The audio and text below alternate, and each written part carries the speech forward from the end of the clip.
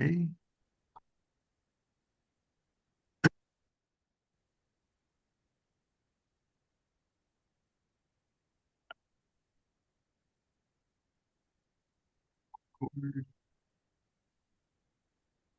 All right, everybody. Good morning. Welcome back to another NGSBA webinar. My name is Michael Quedal, Quality Controls for the New Jersey School Boards Association. And thank you so much for joining us this morning as we talk about today's webinar, What's Brewing in Education Law?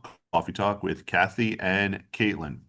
Join us this morning for a new episode of this popular webinar series. Members of the NGSBA legal team will provide a timely overview of the most recent legal decisions posted by the acting Commissioner of Education and School Ethics Commission concerning education law.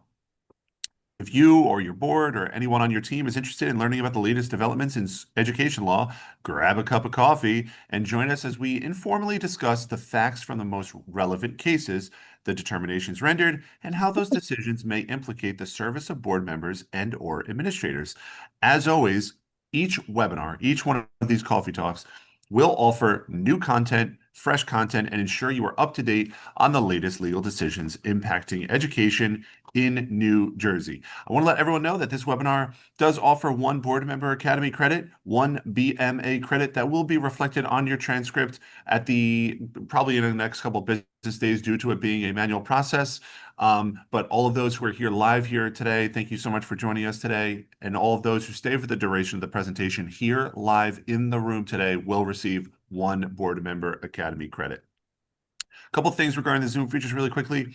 As always, towards the right side of your buttons, you will see the CC button. That is your closed captioning functionality. If you click that, it'll allow you to view the closed captioning of this session. You will also be able to view and save the entire transcript of the session if you need it.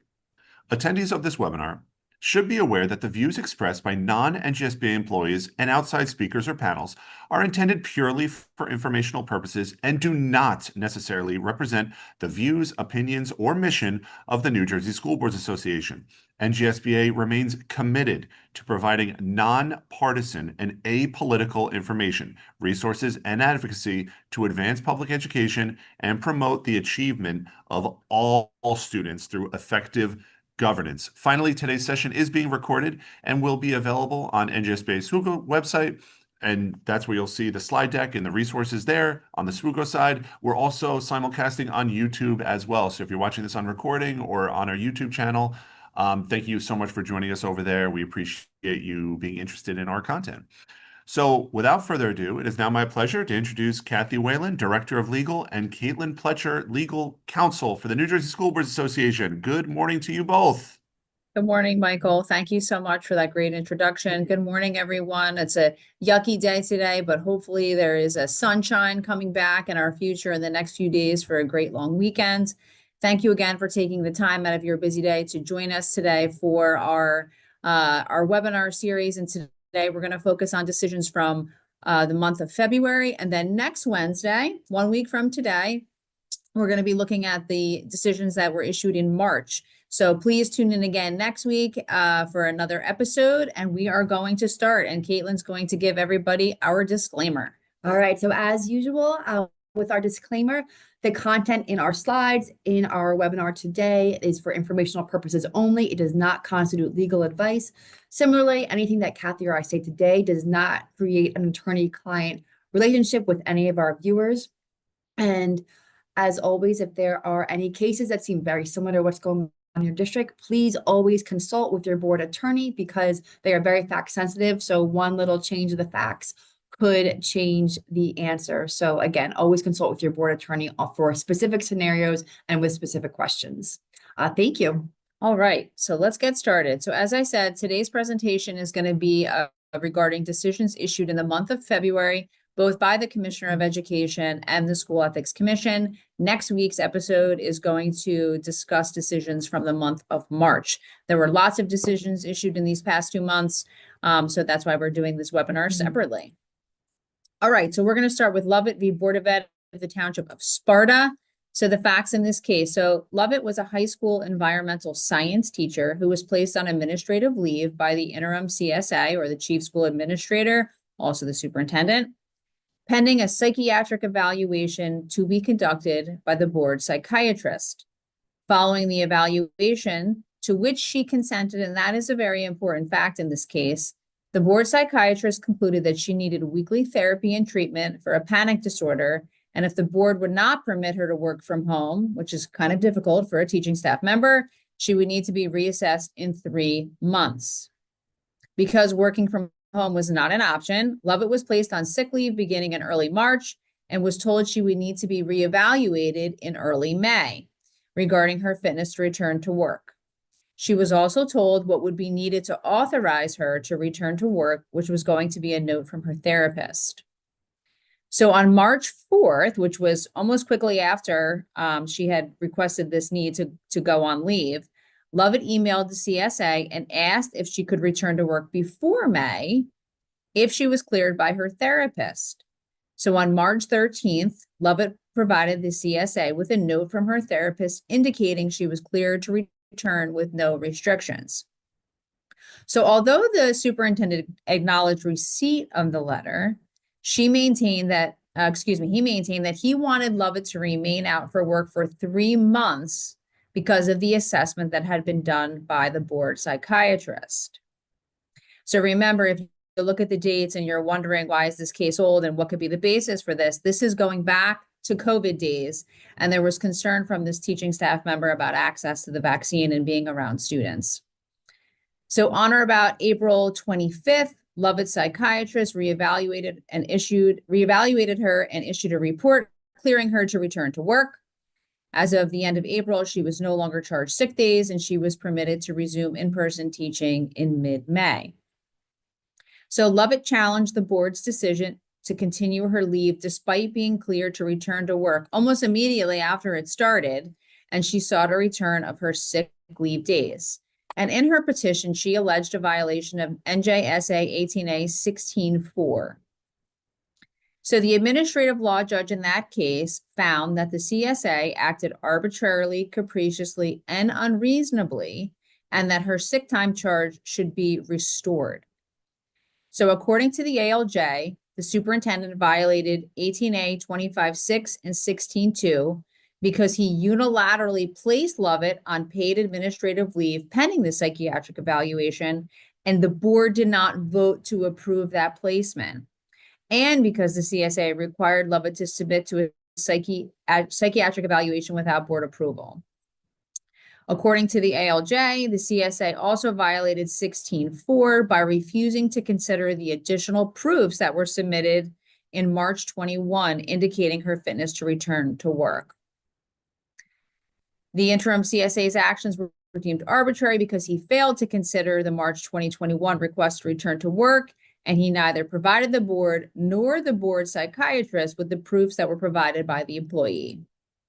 So the Commissioner of Education ultimately agreed that the CSA acted arbitrarily, capriciously, and unreasonably, but for different reasons, or not necessarily for different reasons, but the Commissioner really focused on the provision that was cited in the petition of appeal and not with those cited by the ALJ. So because Lovett did not allege that the board violated 25-6 or 16-2, the commissioner found those findings unnecessary, meaning they weren't alleged in the petition of appeal. So the ALJ didn't need to find violations of those provisions. But nonetheless, and for clarity, the commissioner said that 18A 25-6, pursuant to that provision, the superintendent may suspend any assistant sup, principal, or teaching staff member, provided that the approval of the board president is secured. So the superintendent can do this as long as the board president is aware of and approves it. However, that same statute does not require the board to vote to suspend an employee. Instead, the board must conduct a recorded roll call vote of the subsequent restoration or removal of such person as it shall deem proper, meaning when they're about to return to work, whether or not they should go back to work. In addition, 18A 16-2 states that the board, not just the superintendent, may require an employee to undergo a psychiatric evaluation. But in this case, which we said at the outset, she voluntarily consented to the psychiatric evaluation So the commissioner found that the CSA's actions were reasonable under the circumstances. But turning to the provision alleged in the petition of appeal, again, which was 16.4, the commissioner agreed that the CSA failed to adequately consider Lovett's March 2021 request to return to work because he neither provided the board with that information nor consulted with the board psychiatrist with the information supplied. 18A 16.4 says the employee must furnish proof of recovery satisfactory to the board to return to work following a psychiatric evaluation, which indicated a mental abnormality. The record supported the ALJ's conclusion that the CSA unilaterally rejected Lovett's proofs and did not present them to the board. Because again, the superintendent acknowledged receipt, but said, nope, we're going to go with the initial psychiatric evaluation done by the board psychiatrist, and you're going to be out for 3 months, and did that in a silo without consulting the board and or the board psychiatrist. So there's a lot of information in that case. Psychiatric evaluations are a very unique situation. So if that happens in your district, or there seems to be a need for that for a staff member, there's a process that needs to be followed about when the board needs to be involved in that decision, when the board president needs to be involved and aware, and when the board needs to vote on those matters. All right. Van Dunn and Galatra versus the Board of Education of the Borough of South River.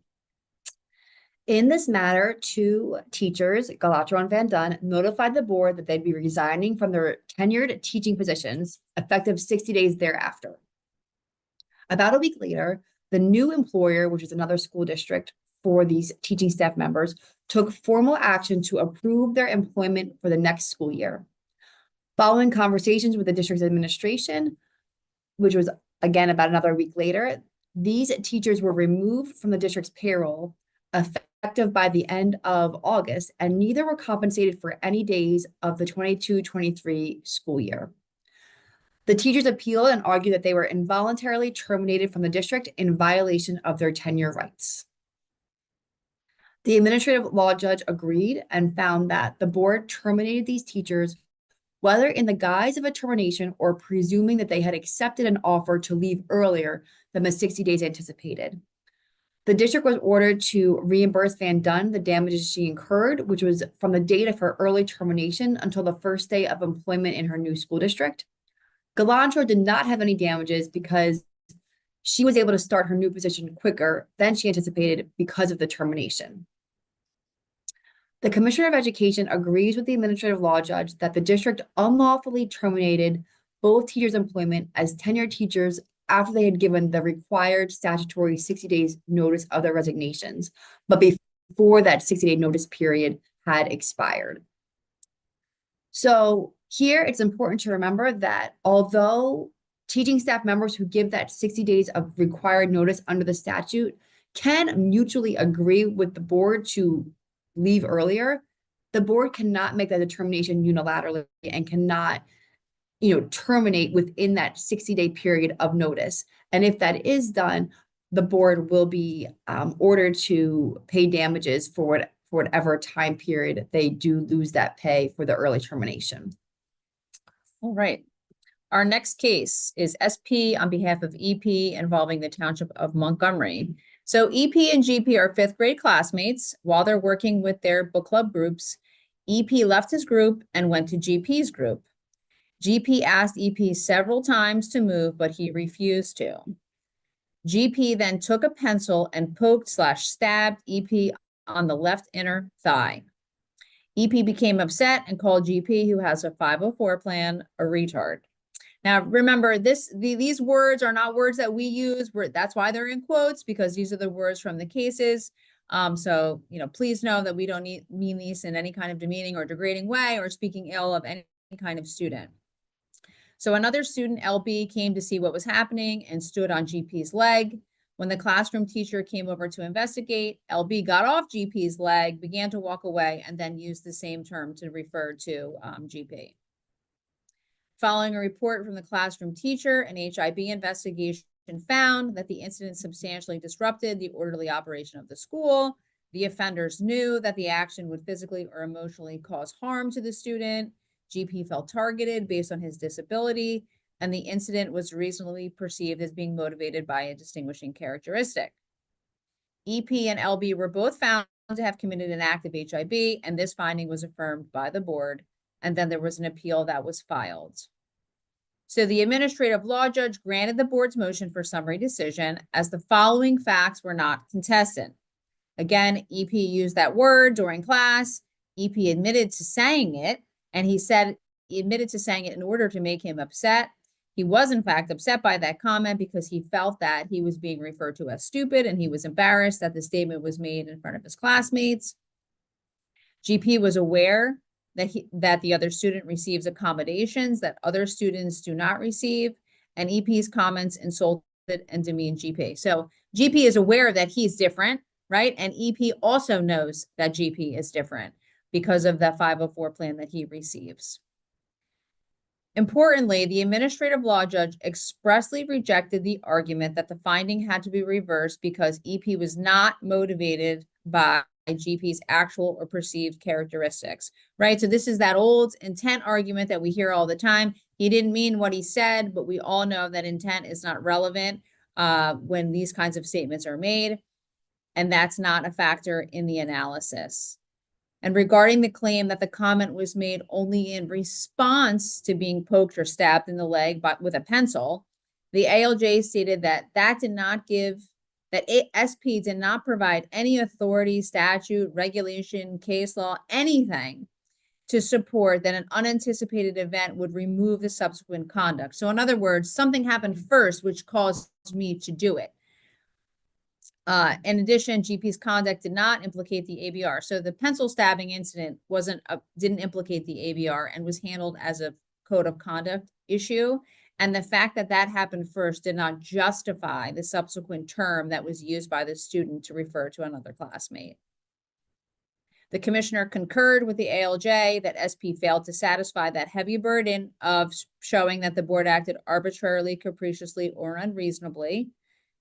The commissioner agreed with the ALJ that the conduct satisfied the statutory definition of HIB. The record supported the conclusion that GP reasonably perceived that EP's conduct toward him was motivated by his disability, which is, of course, a distinguishing characteristic.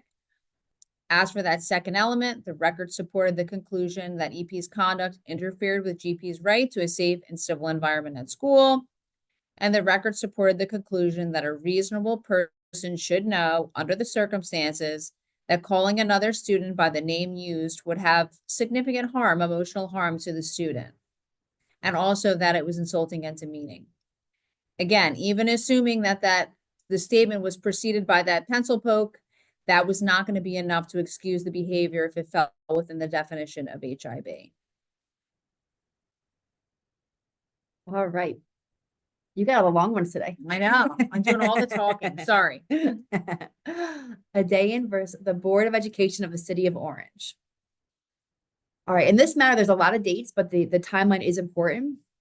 So on May 7th, 2024, the board verbally advised Adayan, who was a non-tenured assistant principal, that it did not intend to renew her contract for the next school year, the 24-25 school year. The next day, the board sent an email to her stating that a decision regarding the non-renewals had not yet been made. From May 8th, 2024 through May 16th, 2024, radio silence. The board did not communicate with her at all. On May 17th, she provided the board with written acceptance of its offer of employment for the next school year. The next day, the board sent her an email along with an undated letter advising her that her contract was not renewed. She requested a Donaldson hearing before the board, which is when you go before the board and explain why the board should overturn the superintendent's decision to not renew a teaching staff member. And she had that hearing on June 12th. On June 13th, she received an email from the board advising that it would not overturn the decision of non-renewal, meaning that they were still going to the non-renewal would stand, and she appealed. The administrative law judge granted Adayan's motion for summary decision, did everything on the paper since it was such a legal matter, so no testimony was needed, and determined that she must be given a contract for the 24-25 school year. The judge noted that it is clear that the statute 18A 27-10 requires written notice from the superintendent of the intent not to renew the employment contract, and this was not done here. And the companion statute 2711 follows that when this written notice is not provided by May 15th, the board shall be deemed to have offered to that teaching staff member continued employment for the next succeeding school year. And the judge also rejected the board's argument that it substantially complied with the requirements of the statute because there was no facts explaining why there was no written notice provided to Adain by May 15th, 2024. The Commissioner of Education agreed that Adain is entitled to continued employment for the 24-25 school year. The board failed to provide the written notice from the superintendent by May 15th, 2024 that it was not renewing her employment, and therefore they are deemed to have offered her continued employment for the 24-25 school year upon the same terms and conditions of her current contract with any increases in salary as may be required by law or by board policies. So just to reinforce that verbal notice is not enough, it has to be that written notice by May 15th each year of the intent not to renew. Otherwise, the contract will automatically renew for the next school year. And we're sitting here May 21st, so hopefully that happened in your school districts. Exactly. All right. Very good. So if you thought I was talking a lot before, just wait till this case, because this is an even longer one. So we have 3 cases here, 2 of which are really combined together, and 1 of which is a standalone, but really relates to the other 2. So we're going to talk about them all together. And they involve 3 different board members and the Board of Ed for the city of Newark. So Murray, Thomas, and Williams. On November 26th, the board rescinded prior resolutions which authorized the board to pay the attorney's fees that they were both incurring while defending themselves against ethics complaints. So set the stage. We have the board approving a resolution saying we're going to pay for the attorney's fees that's being incurred by these 2 folks in connection with defending against ethics complaints. Then the board says, not anymore. We're going to rescind that. We're not paying anymore. And their basis for doing that motion to rescind was that the board itself said they were no longer obligated to pay the attorney's fees because the board members for whom the board was previously paying attorney's fees took a position adverse to the board's legal interests when they subpoenaed a third party to secure a report that the board had previously classified as privileged. So because of that rescission, Murray, Thomas, and Williams sought an emergent order directing the board to resume paying their attorney's fees, and they argued that pursuant to 18A 1220, the board was required to indemnify them, and that included paying for their attorney's fees.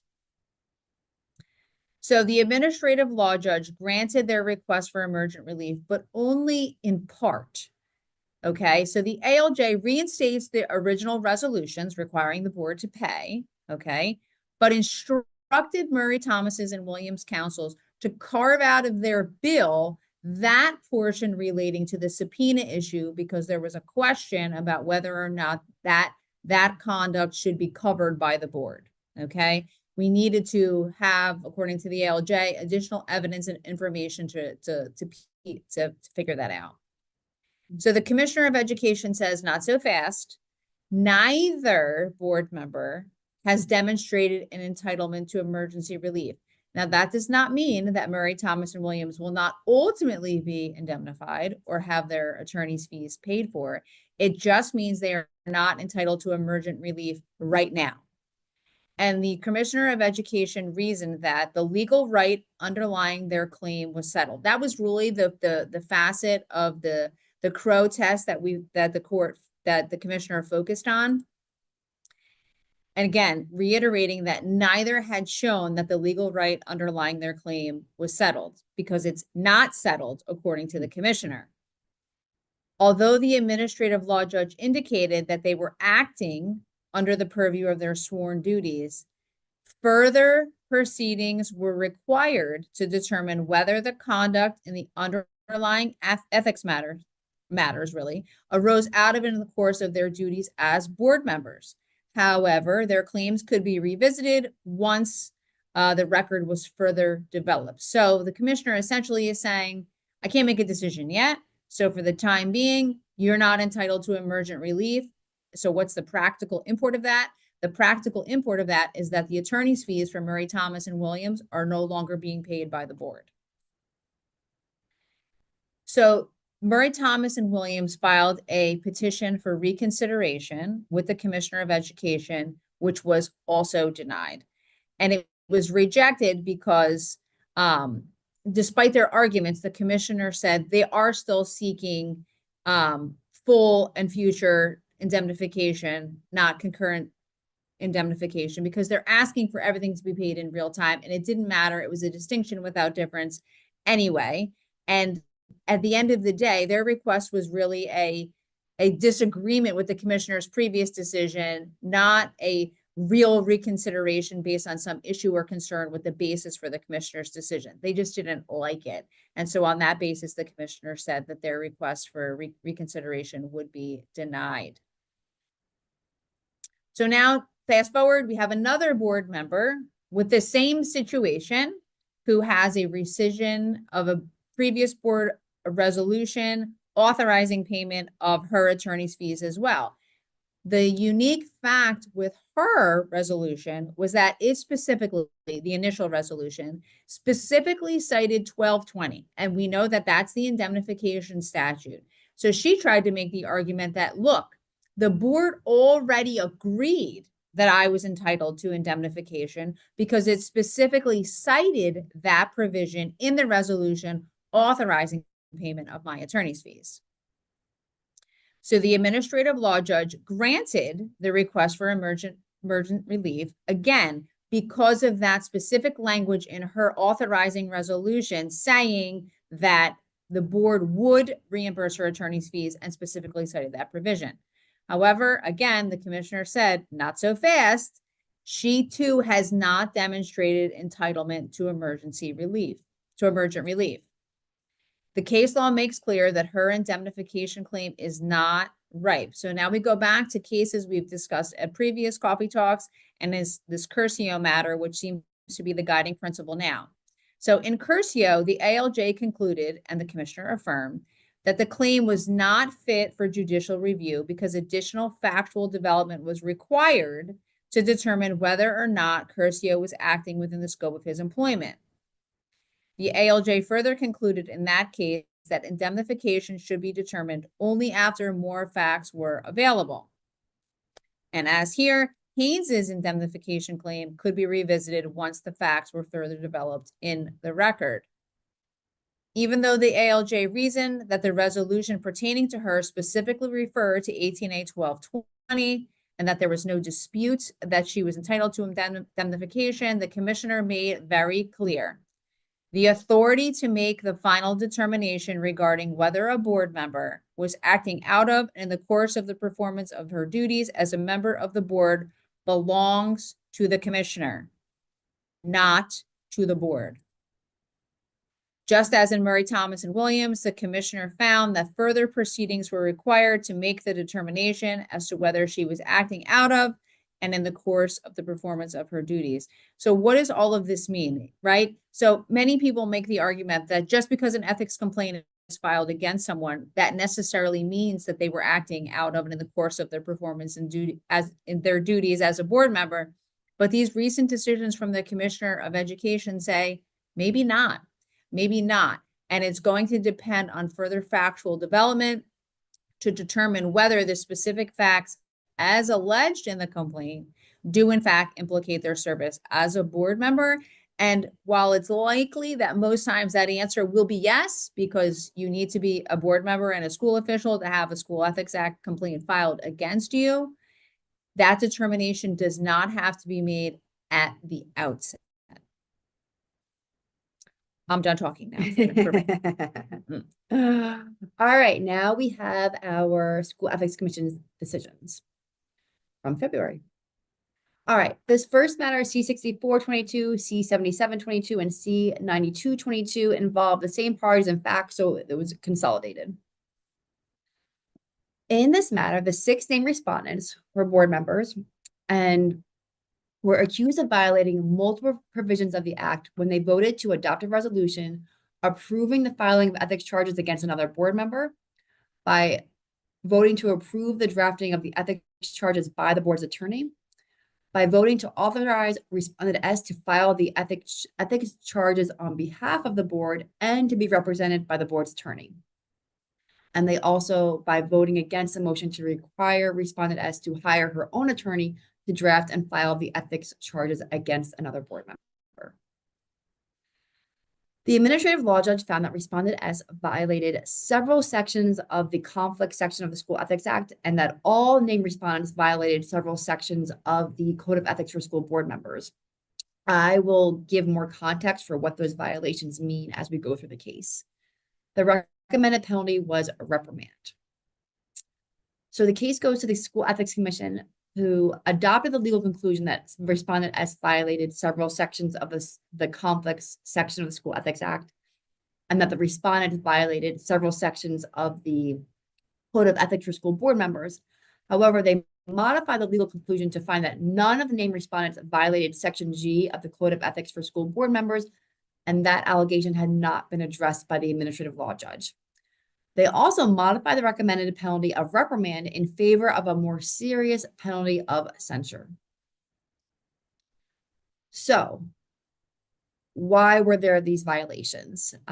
For Section B, the respondent S used her position as a board member to secure the privilege and advantage of using board counsel to represent her in an ethics proceeding that she filed, which was a clear privilege or advantage that she received solely because of her position as a board member.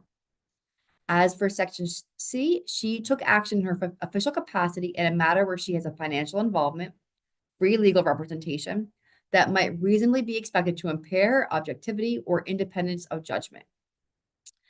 As for Section F, she received a financial gain, free legal services, that was only available to her because of her position on the board. As for the other board members, their vote to authorize the filing of ethics charges on behalf of the board and to authorize board counsel to facilitate the filing when the board is not permitted to file ethics charges as a whole was action outside of their roles to make policy, plan, and appraise. It was also action beyond the scope of their duties as board members that had the potential to compromise the board, and it constituted the use of the schools to secure a benefit for themselves.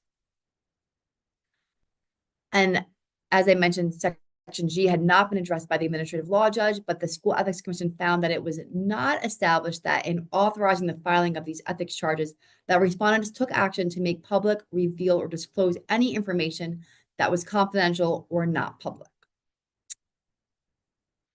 The reason that the School Ethics Commission increased the penalty to censure, because they found that respondents unquestionably weaponized the board to file legal proceedings against a fellow board member.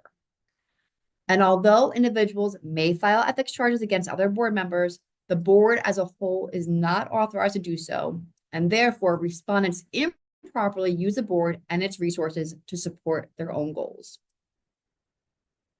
The administrative law judge had found that the reprimand was more appropriate because the board members said that they were informed by board counsel that their actions were appropriate.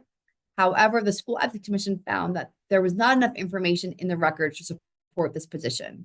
And even if this had happened, the School Ethics Commission found that there were aggravating circumstances to still justify the penalty of censure because of the public nature of the board members' actions. And they said that by voting in public to authorize the filing of ethics charges against another board member and asking counsel to handle the matter, this deserved a heightened and public remedy of censure, not the private remedy of reprimand. A lot to think about there, and I'm going to leave it at that. So on that case, a little sneak preview that next week's episode is going to discuss a case somewhat similar to the one that Caitlin just covered. And we also just want to make clear that that is a decision, the case that Caitlin just covered, is a decision from the School Ethics Commission, and there has not been a decision from the Commissioner of Education just yet. So it is possible that that decision may be modified or rejected in some way, but this is just what has come from the School Ethics Commission. When the Commissioner of Education issues a decision on that case, we will obviously present that to you. So just keep that in the back of your mind. But if that case, is really resonating with you, we would strongly encourage you to tune in next week, because again, there's a somewhat analogous case that has a different outcome, so that you'll be able to understand the distinction between the two cases based on the fact pattern. All right, C-2524. So the respondents were 6 members of the board, and they ran together as parental rights candidates under the slogan Students First. They were also openly supported by the county GOP. On September 7th, the GOP hosted the County Republican Salute to Freedom Award Night, and the named respondents all received awards. The complainant argued that any reasonable person would deduce that all of those board members accepted the awards in their capacity as board members during the event.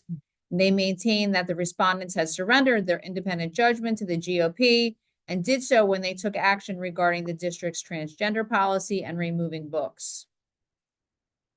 Because they were allegedly beholden to the GOP, complainant asserted that the respondents violated 24.1F. So the School Ethics Commission found that there was no probable cause to believe that the School Ethics Act was violated. Again, the allegation is a violation of 24.1F. And according to the SEC, individuals who receive an award for their support of an issue would naturally have similar beliefs as the organization honoring them. But on its own, that did not demonstrate that any of those individual respondents took action on behalf of or at the request of the special interest or political group. And as such, complainant had not demonstrated that the respondents had surrendered their independent judgment. Respondents' actions at subsequent board meetings and whether those actions are similar to the beliefs of an organization they support do not establish that they're taking, again, that's the critical part of this language, that it's done at the request of or on behalf of that political party. And this case is very similar to one that we discussed in our very first version of Coffee Talk. And if you haven't viewed our webinar series in the past, you can find it on our webpage. If you go to njsba.org and you go on events and trainings and programs, you will see all episodes of Coffee Talk. You can also see it on our YouTube page. You can search for it there and rewatch those episodes.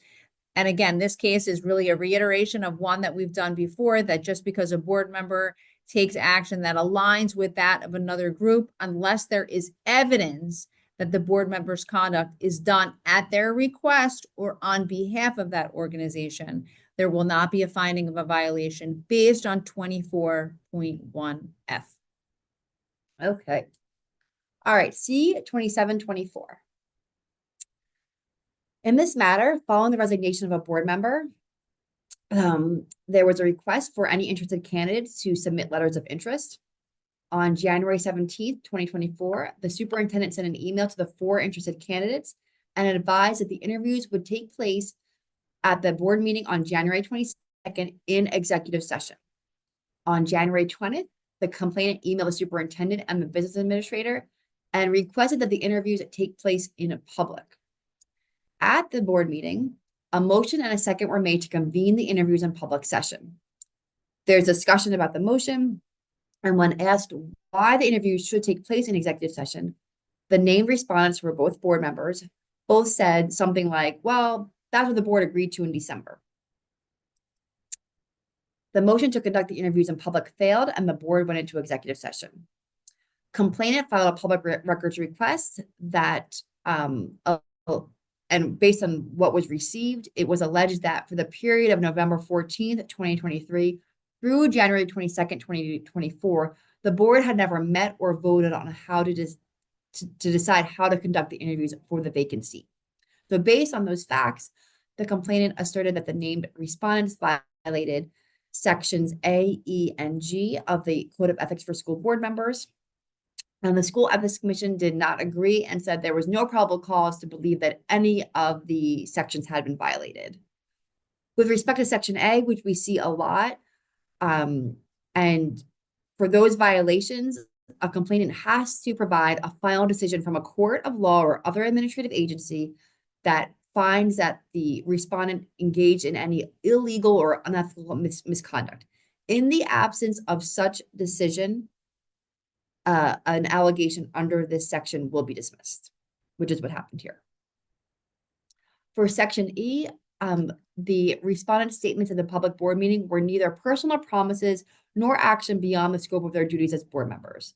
They were just beliefs about the established process for conducting interviews for board vacancies, and there was no evidence that any board member was forced to hold interviews in executive session. Finally, with respect to subsection G, the complainant failed to present evidence that the board members had discussed or disclosed confidential information knowingly provided inaccurate or misleading information about the meeting or interview process, or that their statements were anything other than just a reasonable mistake.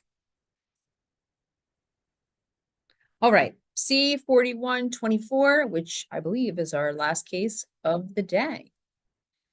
All right, complainant stated that on March 20th, the Township Committee voted to approve the confidential minutes from a closed session at a previous meeting.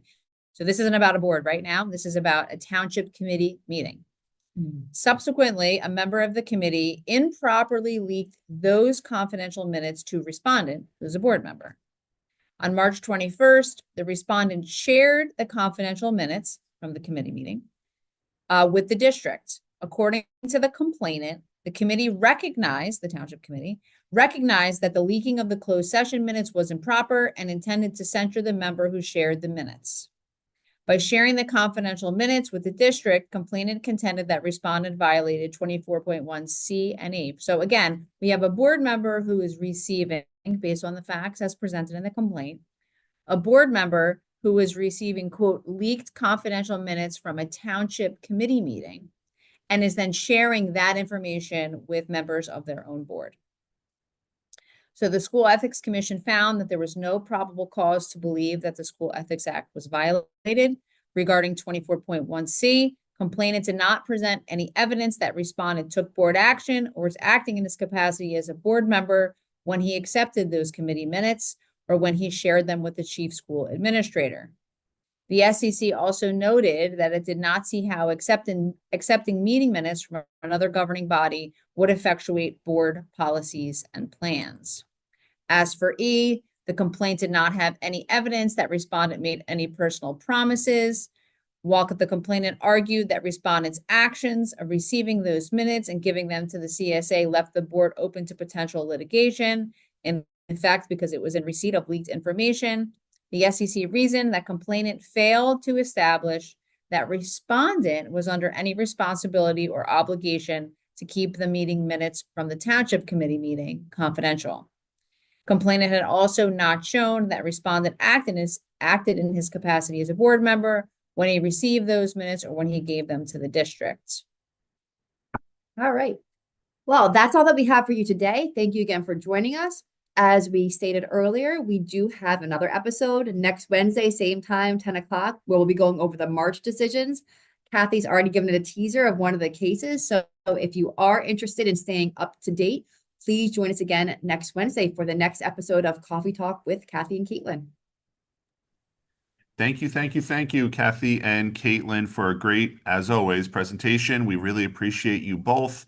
Thank you all for joining us here this morning and slicing out an hour of your time during this very busy time of year. Because you have stayed for the duration of the presentation, as always, you will be receiving one Board Member Academy credit that will be reflected on your transcript within a couple business days due to it being a manual process on our end. Just like Kathy and Caitlin have said throughout the presentation and the beginning and end, we definitely encourage you to visit our website, ngsba.org. Under our trainings tab, click webinars. That's where you'll see next week's episode. We definitely encourage you to register. Absolutely, as always, free.